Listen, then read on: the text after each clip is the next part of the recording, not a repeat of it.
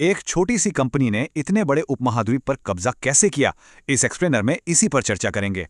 200 सालों में यहां से लगभग 45 ट्रिलियन डॉलर की अकूत संपत्ति बाहर गई। बहुत बड़ी रकम है। एक तरफ था बेहद अमीर मुगल साम्राज्य और दूसरी तरफ लंदन के सिर्फ 25 आम व्यापारी। उस वक्त व्यापार की होड़ मची थी। पुर्तगाली और डच पहले आए, फिर अंग्रेज भी पहुंच गए। शुरुआत आसान नहीं थी। पुर्तगालियों के दबदबे के कारण सम्राट जहांगीर ने ईस्ट इंडिया कंपनी को साफ मना कर दिया। 1612 में पुर्तगालियों को हराने के बाद कंपनी समझ गई कि व्यापार के लिए अपनी सेना जरूरी है। फिर सर थॉमस रो ने अपनी शानदार फारसी और नई यूरोपीय तकनीक से व्यापारिक अधिकार हासिल कर ही लिए। 1670 तक राजा चार्ल्स द्वितीय ने कंपनी को सेना रखने और जमीन कब्जाने की पूरी छूट दे दी। पर इस अहंकार का नतीजा मुगलों से एक बहुत करारी हार, जिसके बाद कंपनी को घुटनों पर बैठना पड़ा। औरंगजेब की मृत्यु के बाद मुगल सत्ता काफी कमजोर पड़ गई। कंपनी ने इस शून्यता का तुरंत फायदा उठाया। प्लासी के युद्ध के बाद तो खेल ही बदल गया। रॉबर्ट क्लाइव ने कठपुतली शासक बिठाकर भारी वसूली की। बक्सर के युद्ध के बाद पूरी तरह सत्ता पलट गई। अब सीधे टैक्स वसूलने का अधिकार कंपनी के पास था।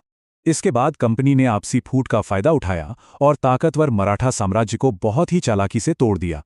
डॉक्ट्रिन ऑफ लैप्स जैसी चतुर नीति से बिना पुरुष उत्तराधिकारी वाली रियासतों को सीधे अंग्रेजी राज में मिला लिया गया। एक एक करके प्रमुख क्षेत्रों को निगल लिया गया। इस जबरदस्ती के कारण लोगों का गुस्सा बिल्कुल चरम पर पहुंच गया। 1857 में रहस्यमयी ढंग से बटी रोटियों ने अंग्रेज अधिकारियों के दिलों में बहुत खौफ पैदा कर दिया। चर्बी वाले कारतूसों ने हिंदू और मुस्लिम सिपाहियों को भड़का दिया।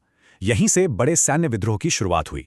स्थानीय शासक इस प्रथम स्वतंत्रता संग्राम में एकजुट हुए। इससे कंपनी की इतनी मजबूत पकड़ अचानक खतरे में पड़ गई।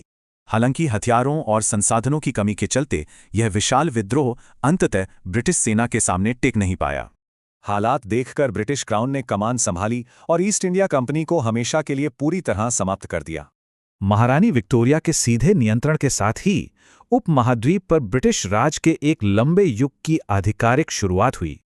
आखिर एक कंपनी ने इतिहास की सबसे बड़ी भू राजनीतिक लूट को कैसे अंजाम दिया, सच में हैरान करने वाला है।